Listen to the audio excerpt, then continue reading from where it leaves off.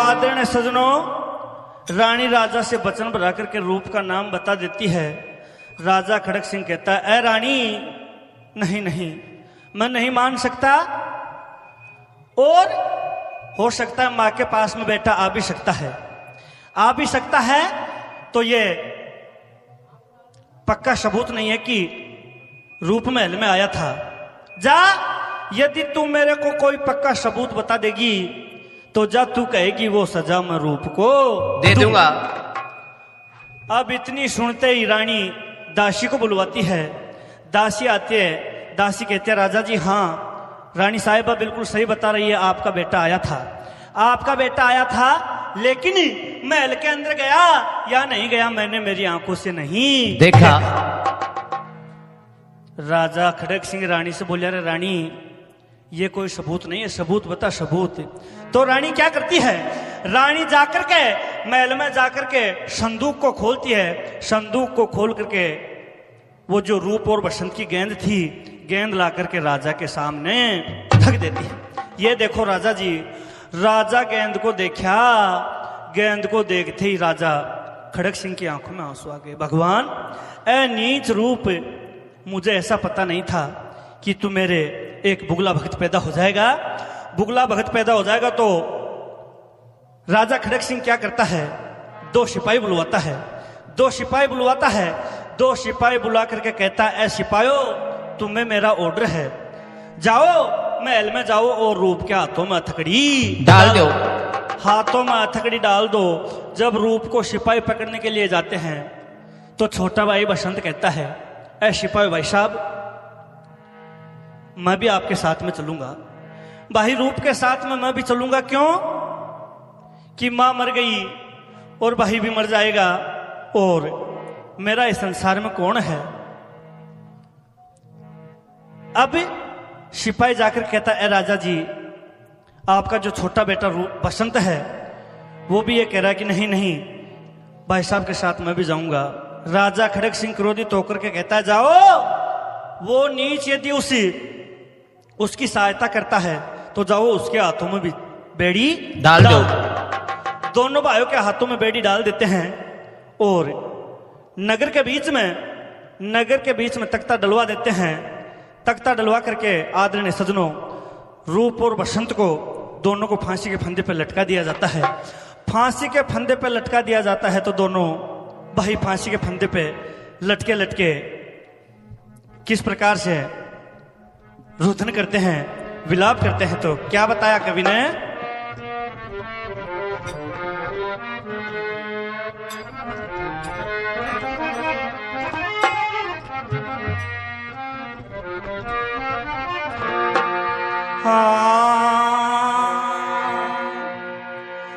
विनती तो सुन जे मारा सावेरा रे, ओ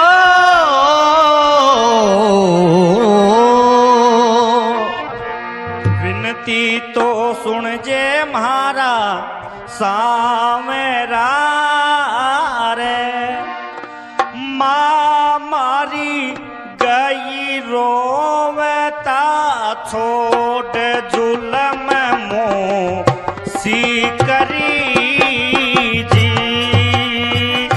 माँ मारी गई जी रोवता छोड़ जुलम मोसी करी जी।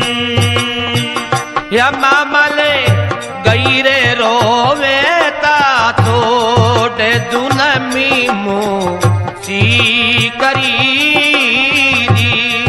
हे जुलम मोसी करी जी, हे जुलम मोसी करी जी। या माँ मारी, या मम्मी मारी गई रोवता छोड़ जुलम मोसी करी जी।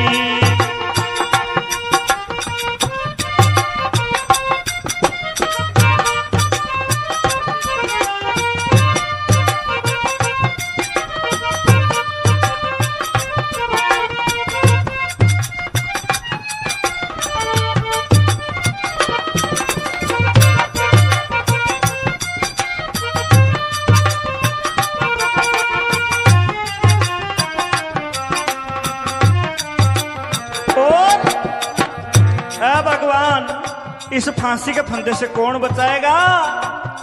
और नई वाली रानी जो हमारी मौसी झूठा दोष लगा करके आज फांसी के तख्ते पे, फांसी के फंदे पे लटका दी, तो रोते रोते दोनों रूप और बसंत के बोलिया, हाँ झूठो दोष लगा रही रे, ये झूठो दोषी लगा रही रे।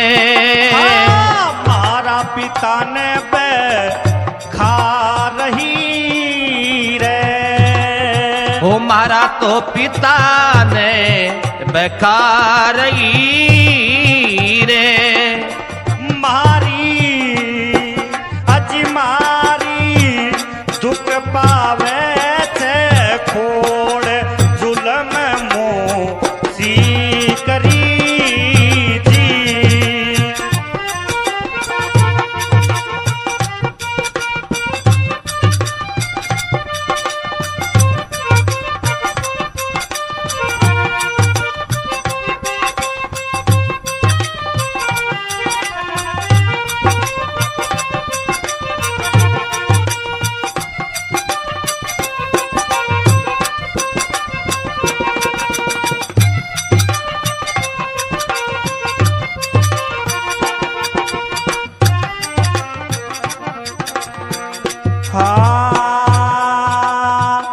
नगर बीच फूल वार रही रे, हो नगर बीच बुली वारगी रे। हाँ फांसी का फंदा डल वार रही रे, हाँ फांसी का फंदा डलवा रही रे। चाल्या अति चाल्या जग से नाता तोड़ जुलम मोसी करी जी।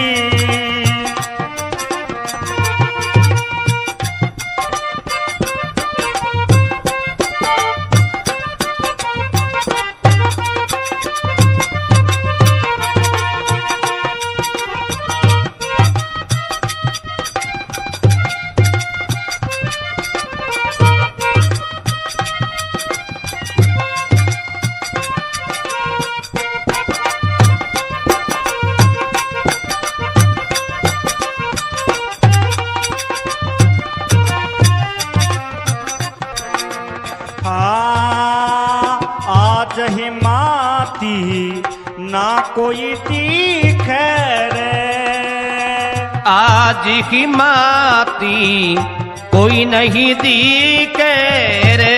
रूप बसंत की आंखों में आंसू आके कहते हैं भगवान, हाँ आज ही माती ना कोई दिखे रे। रे आज तो ही माती कोई नहीं दिखे रे।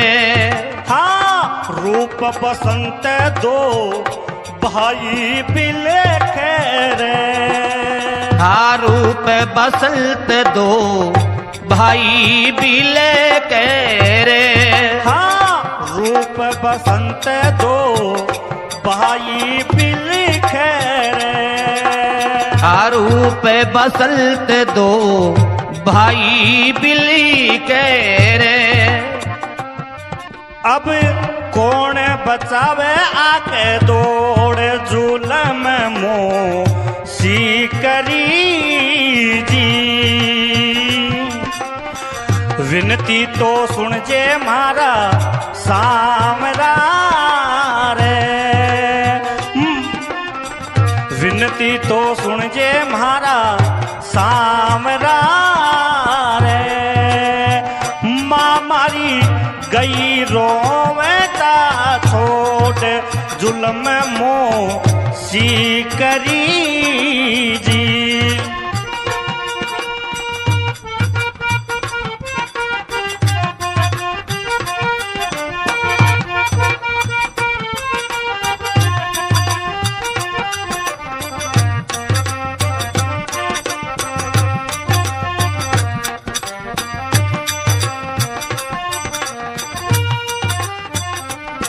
इस प्रकार दोनों बच्चों को रूप और बसंत को फांसी के फंदे पर लटका दिया जाता है और दोनों बच्चे उस भगवान से प्रार्थना करते हैं और भगवान से कहते हैं, भगवान हमारी रक्षा करो।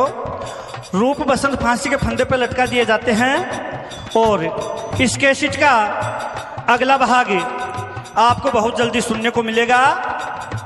और ये प्रोग्राम नवरंग म्यूजिक टेलीफिल्म द्वारा पेश किया जा रहा है। गायक लोकेश कुमार नवरंग, निवासी अमरपुरा शाहपुरा, और लेखक गुरुजी श्रीमान गायक लालचंद जी नवरंग, निवासी अमरपुरा शाहपुरा, और हारमोनियम पर ज्ञानचंद जी छापुड़ा, ढोलक पर संगत कर रहे हैं भाई ओम जी, और मेरे साथी कलाकार कैलाश जी शर्मा, हरिपुरा निवासी, और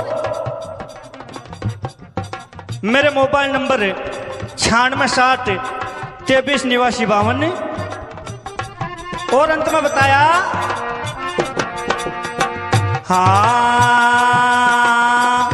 लोकेश बहने नासू पानी रे, लोकेश बहने नासू पानी रे, लालचंद गुरु तरज बखानी रे, दीन्या अज दीन्या नई कविता जोड़ जुल्म मोह सी करी जी, माँ मारी गई रोवेता छोड़ जुल्म मोह सी करी जी। Presenting by Sangeeta Studio Dosa।